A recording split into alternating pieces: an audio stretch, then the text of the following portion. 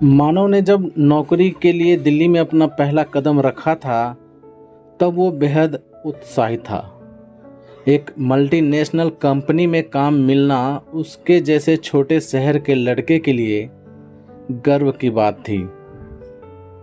मगर उस दौड़ती भागती जिंदगी में कुछ पीछे छूटता जा रहा था। रिश्ते, भावनाएं और सबसे अहम उसकी दादी। हर बार माँ कॉल करके कहती थी, दादी तुझे बहुत याद करती हैं, बेटा जरा बात कर लिया कर। मानो हमेशा यही कहता, माँ अभी मीटिंग है, बाद में करता हूँ। 5 साल हो गए थे। अब मानव कंपनी में एक सीनियर पद पर था, पर दिल के अंदर कहीं एक खालीपन था जिसे वो समझ नहीं पा रहा था। उसी बीच एक दिन माँ का फोन आया। मानव, दादी नहीं रही। शब्द जैसे रुक गए, दिल भर आया, गांव जाना पड़ा।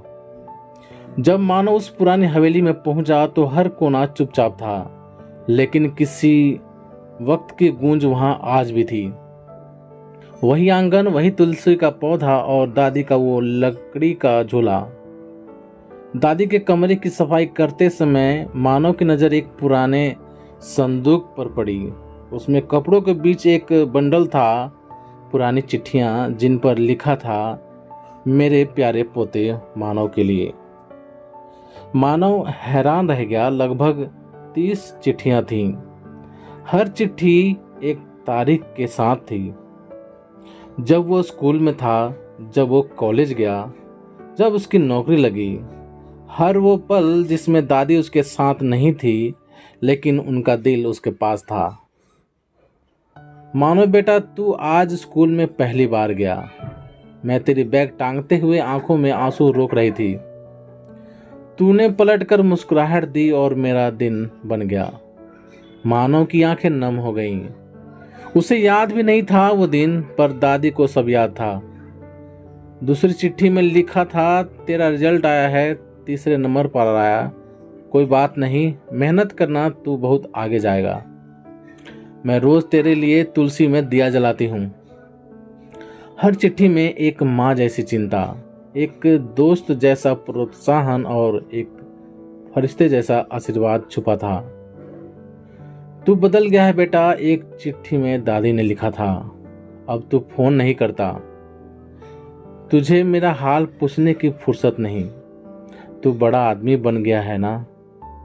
पर बेटा, एक दिन जब मैं नहीं रहूंगी, तब ये सन्नाटा तुझे काटेगा। उस पत्र को पढ़ते हुए मानो फूट फूट कर रो पड़ा।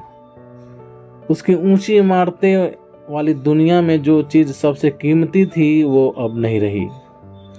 आखिरी पत्र की तारीख थी दादी के निधन से 1 दिन पहले की। मानो मेरी तबीयत अब ठीक नहीं रहती, पर मैं जानती हूं तू बहुत अच्छा बेटा है।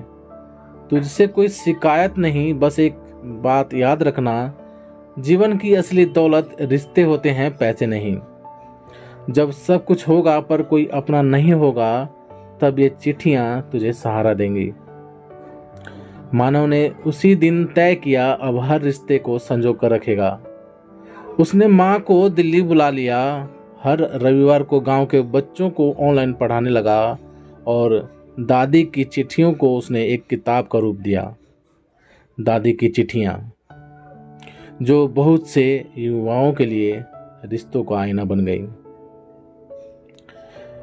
तो प्यारे दोस्तों, आप सभी का इस कहानी के बारे में क्या राय है, प्लीज़ कमेंट करके हमें ज़रूर बताएं। यदि ये छोटी सी कहानी आप सभी को पसंद आई हो तो लाइक, शेयर और चैनल पर नए हो तो चैनल को सब्सक्राइब भी जरूर करें।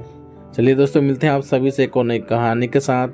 तब तक के लिए जय हिंद, वंदे मातरम।